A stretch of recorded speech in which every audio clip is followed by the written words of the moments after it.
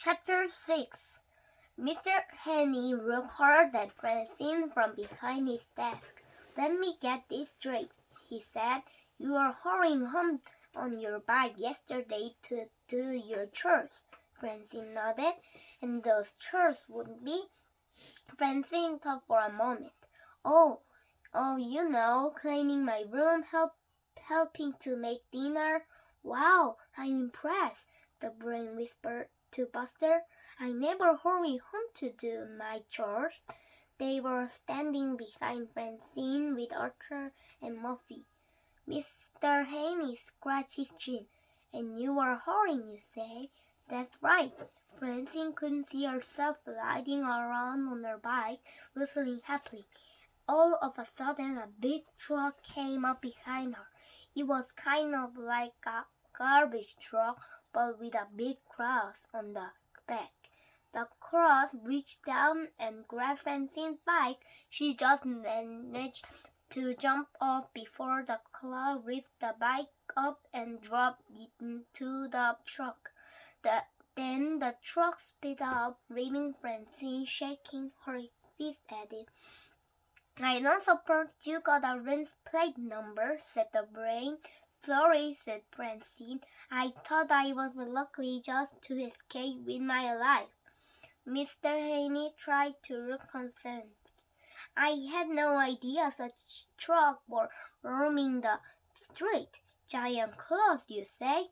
I shouldn't report this to someone." "We need to put on an APB," said Buster. "APB," said Muffy. "All Point Volunteer," Arthur explained. Buster nodded. "The state police shouldn't blank the highways. They shouldn't search every rest stop." Listening to Buster, Francine found herself feeling more and more uncomfortable. Mr. Haney, I know the day hasn't really started yet, but can I go home? I don't feel very well." "You do look a little pale," said Mr. Haney. "Well, I have the nurse check you out. If she agrees, who should I call to come get you?" Francine thought for a moment. "My mother, I think." Mr. Haney nodded. "All right, Francine. Go wait in the nurse's office." He looked at the others. "The rest of you shouldn't get to class." A little while later, Mrs. Fransky arrived to get Francine. As they were leaving, the other kids watched from the classroom window. "Did you think there was something fishy about Francine's story?" asked Arthur. "Fishy?" said Sue Ellen.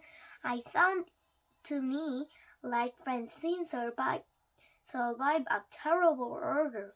"Yes," said Buster, "but take it from me, the story didn't add up.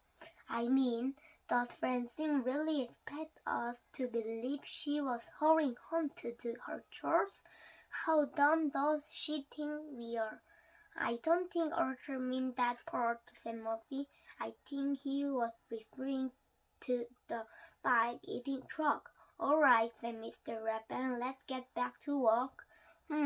Said the brain. "Such a truck doesn't seem little unlikely. It's impossible she invited that part to keep us from finding out who really took her bike." "Why wouldn't she do that?" asked Muffy. "Shouldn't whoever took it punish?" "Unless," said Buster, "unless the thief is somebody we all know." The other opened their eyes wide. "You are right," said Arthur. We hadn't thought of that."